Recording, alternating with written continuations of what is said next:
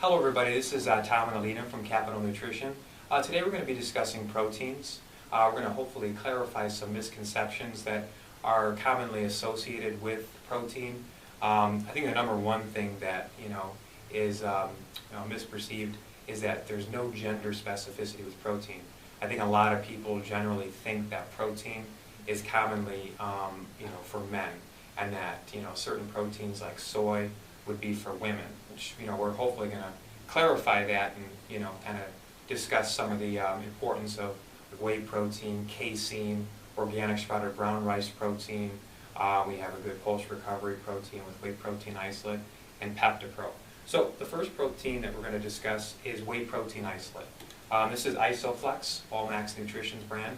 A 30-gram scoop has 27 grams of protein, 0 cholesterol, 0 sugar. One of my favorite proteins. Definitely. Tastes good. Yeah, it's a very low molecular weight protein. One of the things that people notice with whey protein is that it doesn't really have that, that thick palatability. It's very light. All 20 amino acids are present. It's a rich source of branched chain amino acids, especially glutamine, which is a conditionally essential amino, i.e. under certain conditions like exercise, your body will require more. So it's really good for overall recovery. You like to take? I take an isolate is really great for when you are preparing for a show or you're trying to cut down your weight. It's the cleanest protein that's available. It absorbs really quickly, so it's a great supplement to having a clean diet, and it's just fun. Definitely, yeah, I agree. Yeah, it's just a very low molecular weight protein, great to take after the workout and in the morning. Those two times are the critical times to get protein. And especially a whey protein would be ideal in the morning and after the workout because you want a fast digesting protein.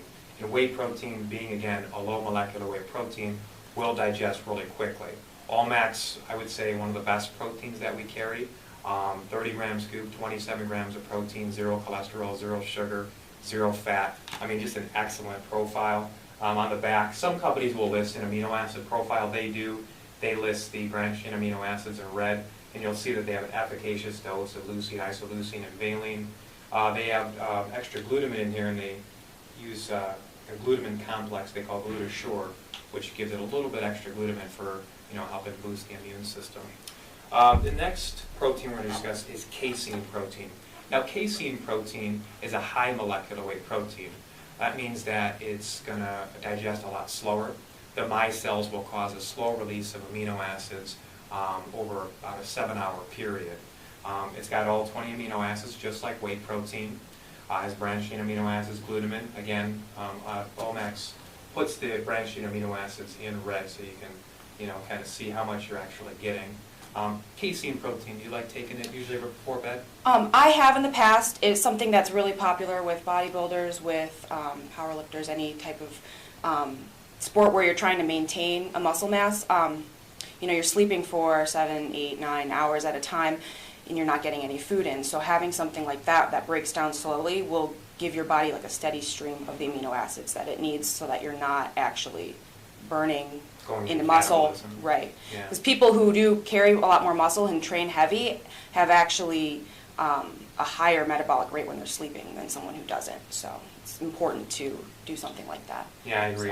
So, The Allmax casein, this is a really good one. Again, 0 cholesterol in the protein, which I always find is really good. 33 grams and 25 grams of protein, 33 grams scoop, all around good. Now, people will notice with casein that it is a higher molecular weight. It's really thick. Yeah, it's really thick, yeah. Palatability is a lot thicker. It's great for people who like baking with protein. Casein's really good for that because it's so thick, and it does have kind of a creamier taste. So that's another use for it. Yeah. A lot of people do like pancakes and stuff with casein protein where you couldn't do it with the whey. Right. If you try, I've tried it with isolate before. It just gets it's really dry. But if you use a casein or use a blend, it turns out a lot better. So I think some of the companies too will actually have recipes on the side of the casein protein. You can find them online too. They're everywhere. Yeah. So the next protein I want to discuss is InstaPro. Now, InstaPro is an interesting protein. We're going to go in a little bit more depth on this one. It has whey protein isolate, and then it has InstaPro. Now, InstaPro is micellar casein, but it's a low molecular weight protein. The reason so is they actually use a patented form of proteolytic enzymes where they digest the protein outside the body. So this way, it exists in the last stage of digestion. So all 20 amino acids are in the most absorbable form.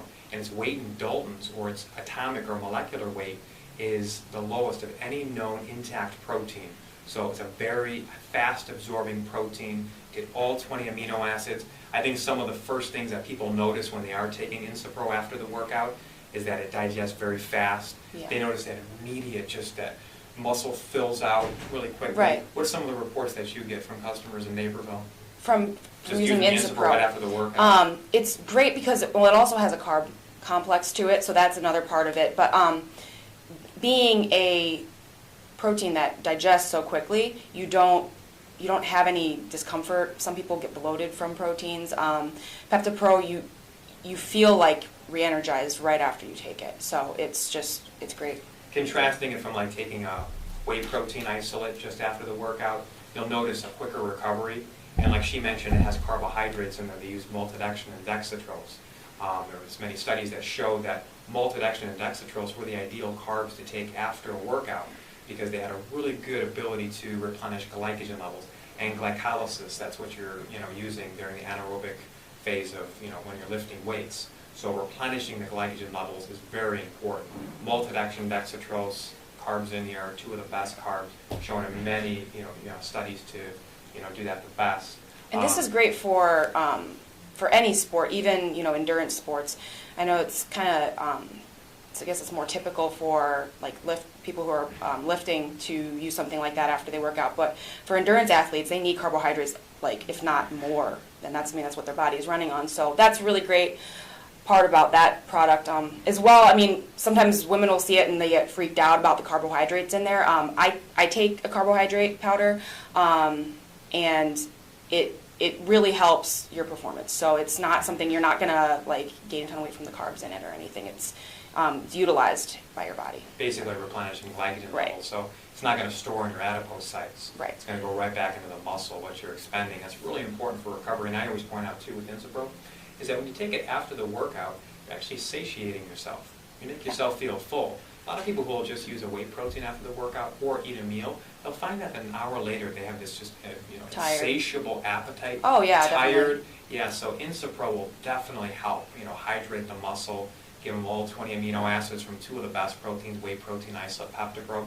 Another ingredient in this one too that I'd like to touch on in another video, but just to mention is NA-R-alpha-lipoic acid. Na stands for sodium, R stands for rectus. That's the dextrorotatory properties of alpha-lipoic acid. It's a powerful antioxidant that protects the body from oxidative damage, from free radicals. They're molecules with unpaired electrons that can damage our cells and contribute to degenerative diseases like cancer. So this is in here to further help with recovery. It can actually neutralize reactive oxygen species called malonodialdehyde that you produce through normal muscular respiration. So neutralizing that's really important. Also, too, it's good for lowering inflammation.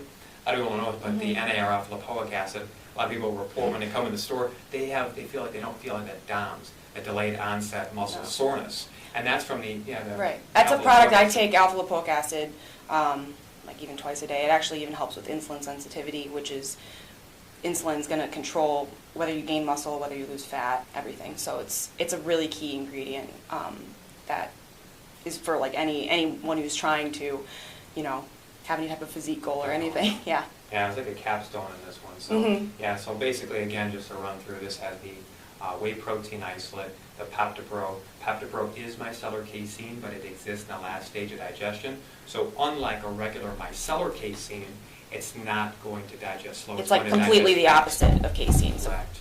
So yeah. And to give you a little science behind it, the reason they use micellar casein is it lends itself very well to digestion outside the body.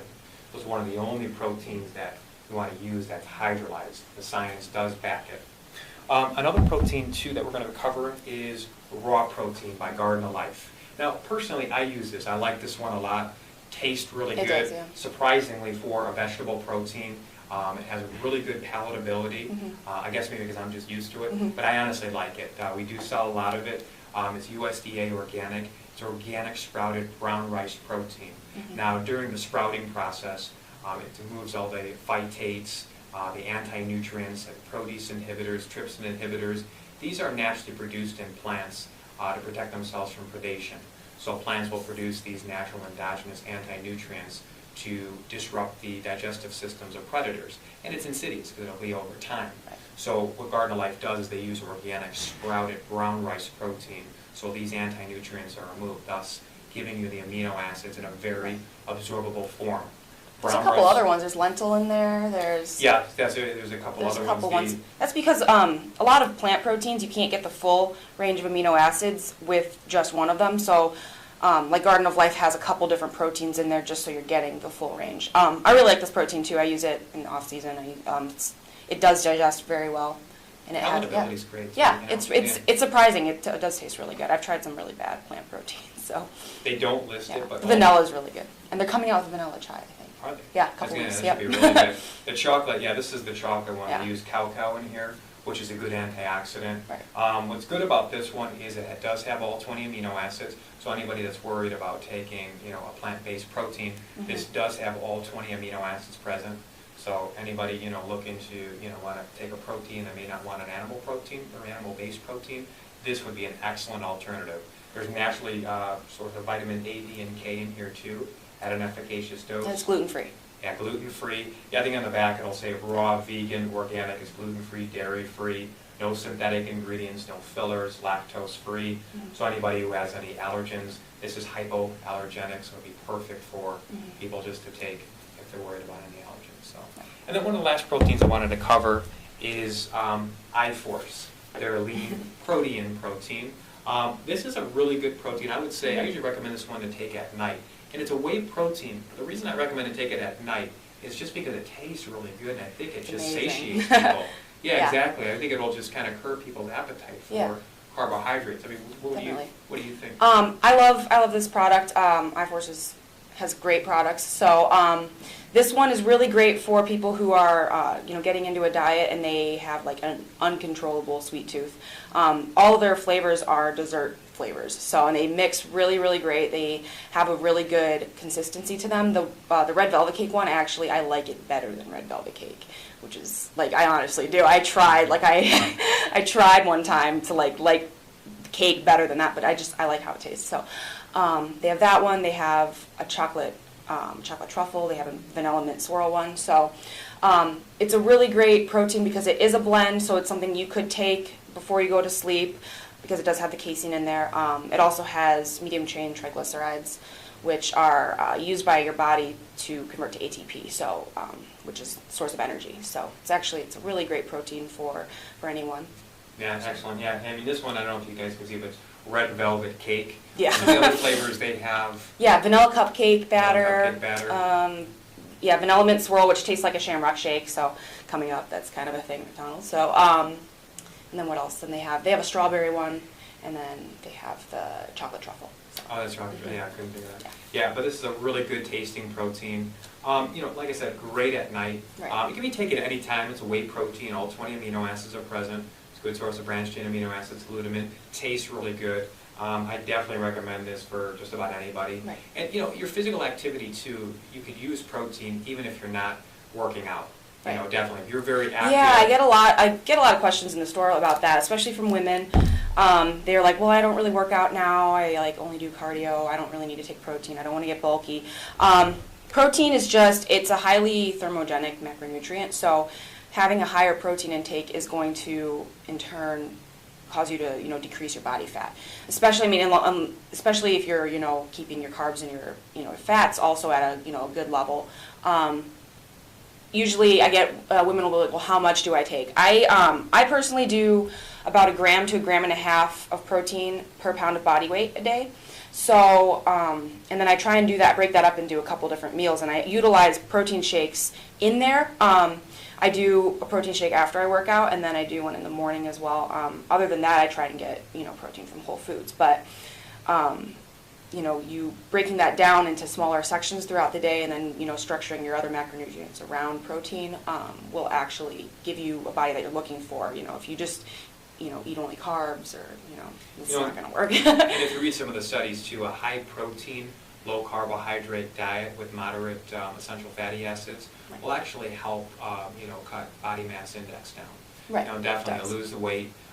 People also report too, contrasting it to other diets, especially like high fat, low carbohydrate, moderate income protein intake, shows that the high protein, moderate essential fatty acid and low carbohydrate intake will have less feelings of, they don't feel as hungry. Right. I think a lot of people who do the high fat, the low carbohydrate and moderate protein will find that they're still, hungry. Because Right. protein is important for the structure and maintenance of all cells in the body. So protein, upon ingestion, will absorb and circulate around the blood, and it'll be taken in by cells for their structure and maintenance. So in order for muscle hypertrophy to set in, it's the size of the muscle cell getting bigger, your body needs whole 20 amino acids. So I think almost everything generally, around in the bodybuilding world, set around, nutrition is centered on increasing protein synthesis. Right, and that's another thing too. Yeah, if you are eating, like you're portioning your protein out, like so you're doing, say, like girls are doing 3 ounces of meat. That's actually not enough in most cases to like increase protein synthesis. So doing like, oh well, I'm a girl, so I'm only going to take half a scoop of this, like usually is not going to work because your body's not going to recognize that it needs to increase its protein synthesis from that low of a dose. So don't be afraid of it. It's, like he said earlier, it's not gender specific. So I think that's the biggest misconception too. Mm-hmm. Yeah, that I think we love to just tend to clarify is that there is no gender specificity with protein. Right. So, all right. Well, please leave any comments, and if you have any questions or ideas for future videos.